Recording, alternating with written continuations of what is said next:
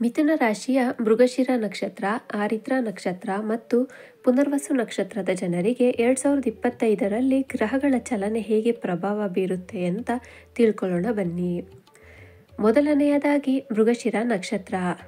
ಮೃಗಶಿರ ನಕ್ಷತ್ರದವರ ಮೇಲೆ ಗ್ರಹಗಳ ಪ್ರಭಾವ ಹೇಗೆ ಪರಿಣಾಮ ಬೀರುತ್ತೆ ಅಂತ ಹೇಳೋದಾದರೆ, ಶನಿಯು ನಿಮ್ಮ ಒಂದು ಕೌಟುಂಬಿಕ ಮತ್ತು ಉದ್ಯೋಗ ಜೀವನದಲ್ಲಿ ಸಮತೋಲನವನ್ನು ಸಾಧಿಸಲು ಎನ್ಕರೇಜ್ ಮಾಡುತ್ತೆ, ಅಂದರೆ ಒತ್ತಾಯಿಸುತ್ತೆ.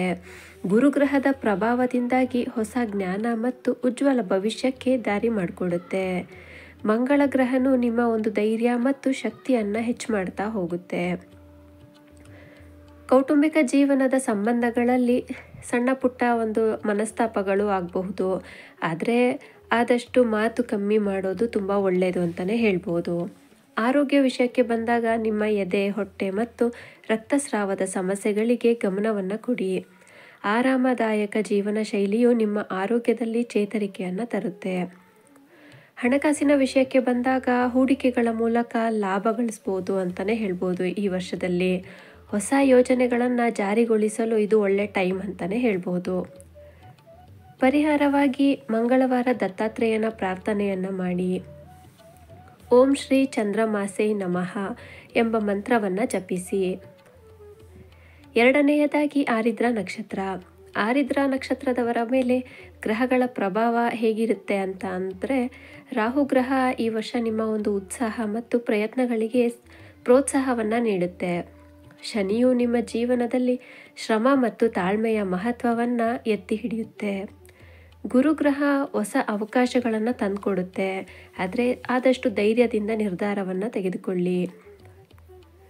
ನಿಮ್ಮ ಒಂದು ಜೀವನದಲ್ಲಿ, ಅಂದರೆ ಕೌಟುಂಬಿಕ ಜೀವನದಲ್ಲಿ ನಿಮ್ಮ ಒಂದು ಸಂಬಂಧಗಳನ್ನು ಗಟ್ಟಿ ಮಾಡ್ತಾ ಹೋಗುತ್ತೆ. ಸ್ವಲ್ಪ ಹೆಚ್ಚು ಭಾವೋದ್ರೇಕವಾಗಿ ಆಗ್ತೀರಾ.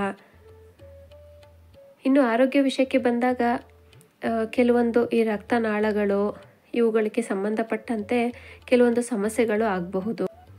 ಆರಿದ್ರ ನಕ್ಷತ್ರದವರ ಒಂದು ಹಣಕಾಸಿನ ಪರಿಸ್ಥಿತಿ ಹೇಗಪ್ಪ ಇರುತ್ತೆ ಅಂದರೆ, ನಿಮ್ಮ ಒಂದು ಆರ್ಥಿಕ ಸ್ಥಿತಿಯಲ್ಲಿ ಉತ್ತೇಜನ ಕಂಡುಬರೋ ಸಾಧ್ಯತೆ ಹೆಚ್ಚಾಗಿದೆ, ಆದರೆ ಅತಿಯಾದ ಹೂಡಿಕೆಗಳಿಂದ ಸ್ವಲ್ಪ ದೂರ ಇದ್ದರೆ ತುಂಬ ಒಳ್ಳೆಯದು. ಆರಿದ್ರ ನಕ್ಷತ್ರದವರ ಸಮಸ್ಯೆಗಳ ಪರಿಹಾರಕ್ಕಾಗಿ ರಾಹುವಿನ ಪ್ರಾರ್ಥನೆಯನ್ನು ಮಾಡಿ. ಶನಿವಾರದಂದು ದೀಪವನ್ನು ಹಚ್ಚಿ, ಸೋಮವಾರದಂದು ಚಂದ್ರನಿಗೆ ಹಾಲನ್ನು ಅರ್ಪಿಸಿ. ಇನ್ನು ಮೂರನೆಯದಾಗಿ ಪುನರ್ವಸು ನಕ್ಷತ್ರ.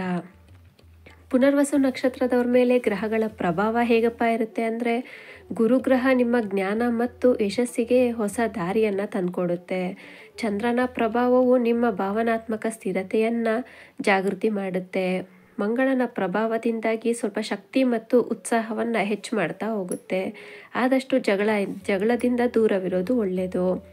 ನಿಮ್ಮ ಒಂದು ಕೌಟುಂಬಿಕ ಜೀವನದಲ್ಲಿ ಕುಟುಂಬದೊಂದಿಗೆ ಸಮಯ ಕಳೆಯುವ ಮೂಲಕ ಸುಂದರ ನೆನಪುಗಳನ್ನು ಸೃಷ್ಟಿಸುವ ವರ್ಷ ಅಂತಲೇ ಹೇಳ್ಬೋದು. ಆರೋಗ್ಯ ವಿಷಯಕ್ಕೆ ಬಂದಾಗ ಚರ್ಮ ಮತ್ತು ಹೊಟ್ಟೆಯ ಸಮಸ್ಯೆಗಳಿಂದ ಸ್ವಲ್ಪ ಜಾಗ್ರತೆ ಇರಲಿ. ಸರಿಯಾದ ಆಹಾರ ಮತ್ತು ವ್ಯಾಯಾಮ ಅಗತ್ಯವಾಗಿರುತ್ತೆ. ಹಣಕಾಸಿನ ವಿಷಯಕ್ಕೆ ಬಂದಾಗ ನಿಮ್ಮ ಉದ್ಯಮ ಮತ್ತು ಹೂಡಿಕೆಗಳಲ್ಲಿ ಲಾಭ ದೊರೆಯುವಂಥ ವರ್ಷ ಅಂತಲೇ ಹೇಳ್ಬೋದು.